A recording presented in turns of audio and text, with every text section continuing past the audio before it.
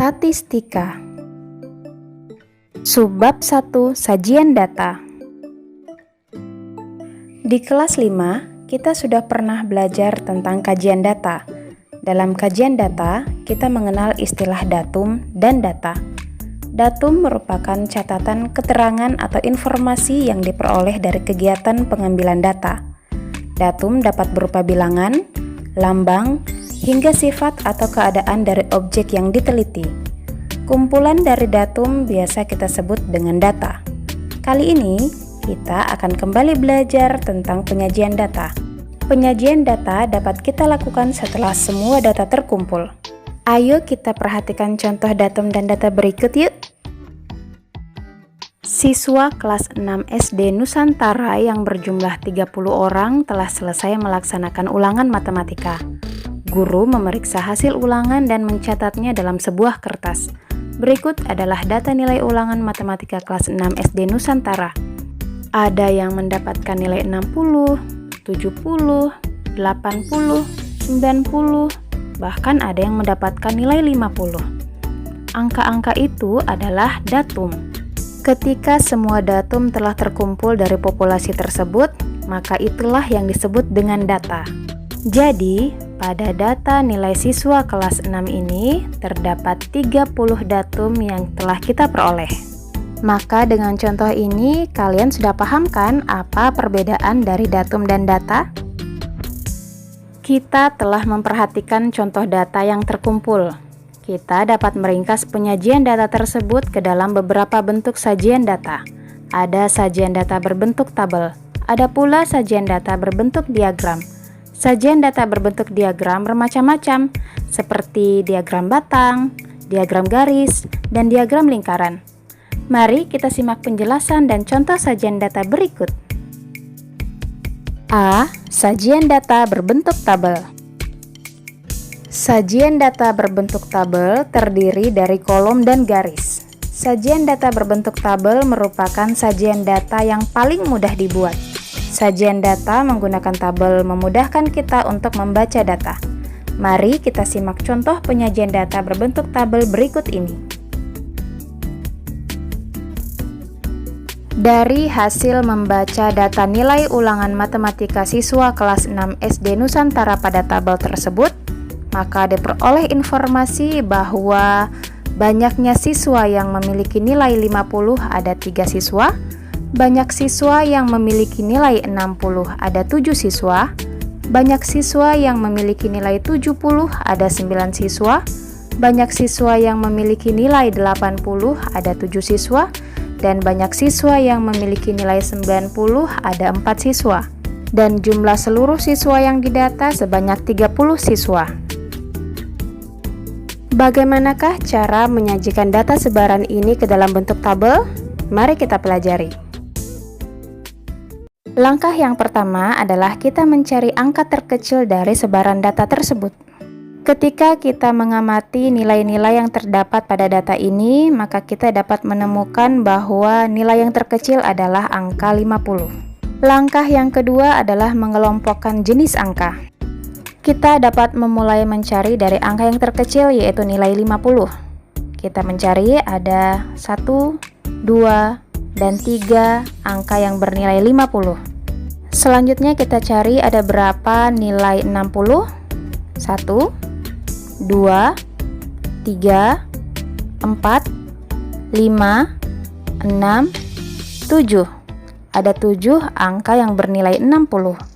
Selanjutnya kita cari angka 70. 1, 2, 3, 4, 5, 6, 7, 8, 9.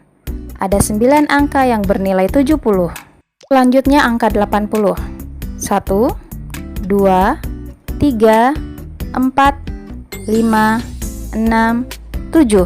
Ada 7 angka yang bernilai 80.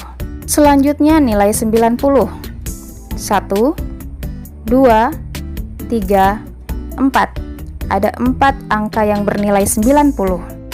Setelah kita mengelompokkannya, maka kita dapat dengan mudah memasukkannya ke dalam tabel dengan jenis data berupa nilai dan frekuensi berupa jumlah siswa.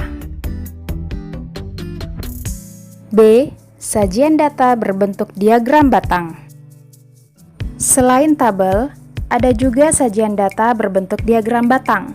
Sajian data dalam bentuk diagram batang memudahkan kita menemukan informasi secara cepat. Selain itu, data yang disajikan dengan diagram batang juga lebih mudah untuk dibandingkan. Data pada sajian diagram batang dilambangkan dengan bentuk persegi panjang. Diagram batang memiliki sumbu tegak dan sumbu mendatar. Diagram batang juga memiliki skala. Skala pada diagram batang digunakan untuk mewakili jumlah data. Mari kita perhatikan sajian data berbentuk diagram batang berikut ini. Jenis data diletakkan pada sumbu mendatar, sedangkan frekuensi atau banyaknya data diletakkan pada sumbu tegak. Dari diagram batang ini kita dapat menemukan informasi bahwa sebanyak 3 siswa mendapatkan nilai 50, sebanyak 7 siswa mendapatkan nilai 60, sebanyak 9 siswa mendapatkan nilai 70, sebanyak 7 siswa mendapatkan nilai 80, dan sebanyak 4 siswa mendapatkan nilai 90. Kelebihan dari penggunaan diagram batang ini adalah kita dapat dengan mudah membandingkannya. Di sini dapat terlihat jelas bahwa nilai yang paling banyak diperoleh siswa adalah nilai 70 dengan jumlah siswa 9 orang.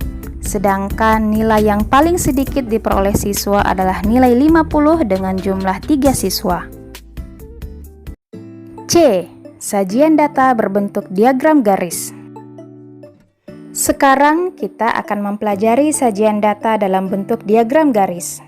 Diagram garis merupakan sajian data yang dilambangkan dengan garis. Sama seperti diagram batang, diagram garis juga memiliki sumbu tegak, sumbu mendatar, dan skala. Mari kita simak sajian data dalam bentuk diagram garis berikut ini. Ada 3 siswa yang memiliki nilai 50, maka kita berikan tanda titik di bagian ini. Selanjutnya ada 7 siswa yang memiliki nilai 60, maka kita berikan tanda titik di bagian ini. Selanjutnya ada 9 siswa yang memiliki nilai 70, maka kita berikan tanda titik di bagian ini. Selanjutnya ada 7 siswa yang memiliki nilai 80, maka kita berikan tanda titik di bagian ini. Dan yang terakhir ada 4 siswa yang memiliki nilai 90, maka kita berikan tanda titik di bagian ini. Setelah semua data telah diberikan tanda titik, maka hubungkanlah tanda titik tersebut menjadi bentuk garis. Titik jenis data pertama ke titik jenis data kedua, titik jenis data kedua ke titik jenis data ketiga, titik jenis data ketiga ke titik jenis data keempat, dan titik jenis data keempat ke titik jenis data kelima. Penarikan garis harus teratur dari jenis data pertama, kedua, ketiga, dan seterusnya agar mendapatkan hasil yang valid. Setelah menyimak penjelasan tadi, apakah kalian sudah memahaminya? Untuk menguji pemahamanmu, marilah kerjakan soal-soal berikut ini. Disajikan sebuah data nilai matematika siswa kelas 6 SD Tunas Harapan. Tugas kalian adalah sajikanlah data tersebut ke dalam tabel, diagram batang, dan diagram garis.